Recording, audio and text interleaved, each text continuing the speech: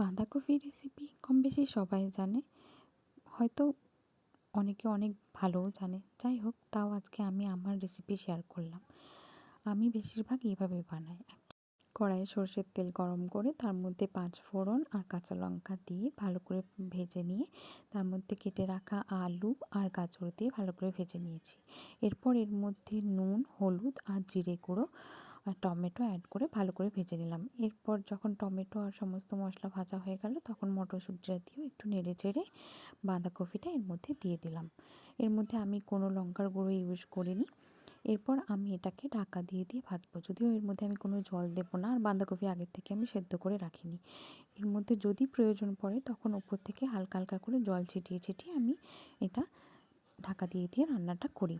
যতক্ষণে বাঁধাকপিটা সেদ্ধ হচ্ছে ততক্ষণে একটা গুঁড়ো মশলা বানিয়ে নিই। এখানে দিয়েছি শুকনো লঙ্কা, দারচিনি, এলাচ, লবঙ্গ, গোটা জিরে, পাঁচফোড়ন। এটা ভালো করে ভেজে নিয়ে গুঁড়ো করে নিয়েছি। এরপর আমাদের যখন বাঁধাকপিটা হয়ে আসবে তখন এর ওপর থেকে একটুখানি কসুরি মেথি আর ভাজা মশলাটা ছড়িয়ে ভালো করে নেড়েচেড়ে নামিয়ে নেব। আর এই বাঁধাকপির আমার এই ফ্লেভারটা ভালো লাগে যখন একটু লাগা লাগা ব্যাপারটা হয়ে যায়, মানে বাঁধাকপিটা কড়াইয়ের মধ্যে লেগে আসছে, এই ব্যাপারটা বাঁধাকপিতে খুব ভালো ফ্লেভার দেয়।